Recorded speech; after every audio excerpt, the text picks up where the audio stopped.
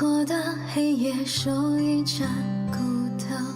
netizen shared that recently the Chinese Ministry of Education published official notices demanding the history and traditions from the CCP's revolution era to be integrated in all aspects into the middle and elementary school curriculum. The content includes the leadership position of the Communist Party of China, the ideologies and beliefs of communism, the revolutionary spirit, among others. The netizen that shared about this commented, "Now clearly the CCP is intensifying its efforts to implement brainwashing campaigns across the nation, and doing so in a systematic way, that also in the meantime allows them to further control people's thoughts and speech. It is becoming more clear that Communist China is becoming the second North Korea."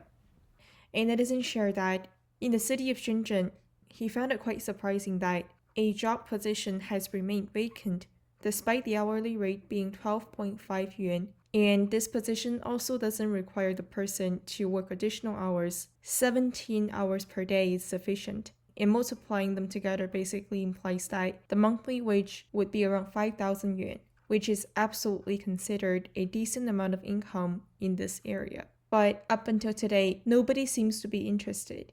A netizen felt the irony in this post and replied, "The infamous greedy landowner, nicknamed Zhou Bapi, who became one of the most famous evil landlords in China, according to depiction in Chinese Communist Party propaganda.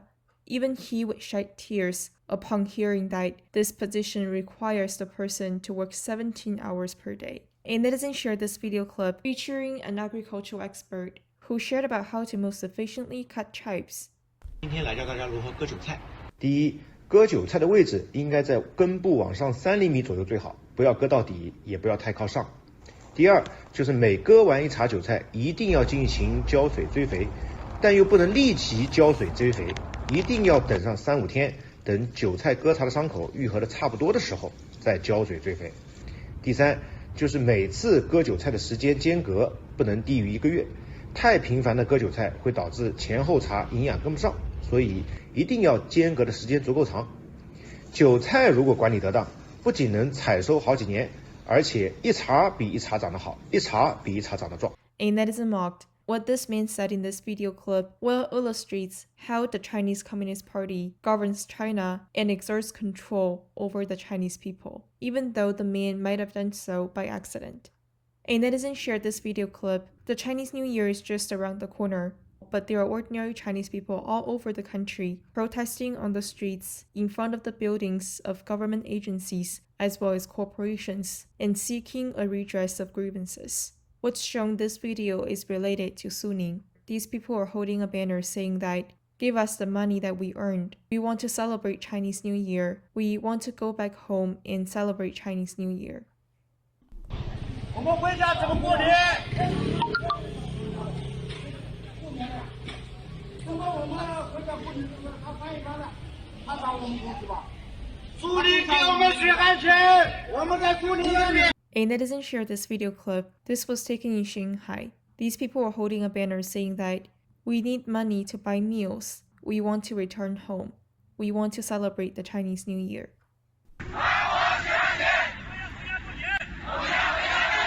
A netizen shared this article. These people in the picture are from Chongqing. They want to appeal to the local government because they never received any stimulus checks that the Chinese government promised, saying that 100 billion yuan in financial assistance have been distributed. A netizen mocked, "Didn't the party just claim that the entire Chinese nation has been lifted out of poverty again? How can there still be poor people and households in China?"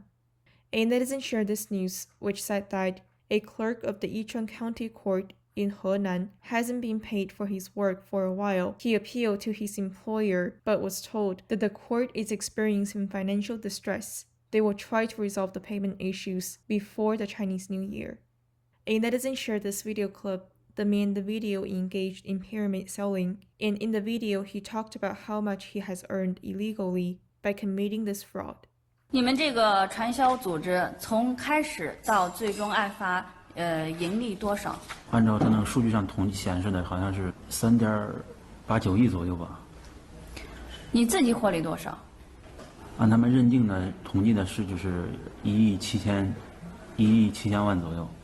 比暴富还要暴富，一夜之间就是亿万。所以说他们这个是比较生活是比较奢华的。拿什么做比方吧，自己买宝马 M6，这个奔驰高档车，然后买几辆，单什么就包括这个宝马这个7376辆啊，自己就买几辆，就说出去带着他的一帮子小跟班，然后豪华车队，很壮观的。通过办案民警的描述，不难想象被告人盛鹏当时的穷奢极欲到了何种程度。A netizen shared that Liu Changle, who is the founder and CEO of Phoenix TV, has also been a standing member of the National Committee of the Chinese People's Political Consultative Conference, also known as People's PCC, which is a central part of the Chinese Communist Party's United Front system. This netizen said that he well took advantage of his political affiliation and amassed large amounts of political and social resources. He then used them to promote his personal financial consulting and management services, and during the process, swindled 10 billion yuan from 70,000 Chinese companies, all in the name of helping them better manage their assets. A netizen shared that as Phoenix TV officially begun to be fully controlled by the party and essentially become property of the state, Liu's family is also no longer officially affiliated with the company or managing it. It was said that Phoenix has also experienced a financial distress. It allegedly owes a debt of 9.6 billion yuan, and the employees there have not been paid for over 3 months now. A netizen shared that recently, Jiaxing of Zhejiang published an initial blacklist of all the local workers that engage in the rights defending efforts. Along with it, a criteria of judging whether one should be put on the blacklist has also been published. For example, one of the criteria said those that filed complaints for more than 10 times with the same office that monitors labor and safety issues within 3 years in a row will be put on the list.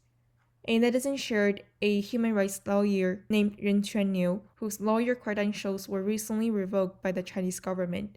He has been actively seeking to defend the rights of ordinary Chinese citizens.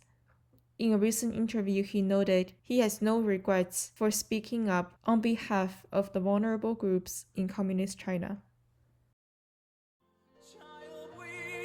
Take you in, child, we will bring you home. You'll be a flower that sees the spring, soon a dove flying high.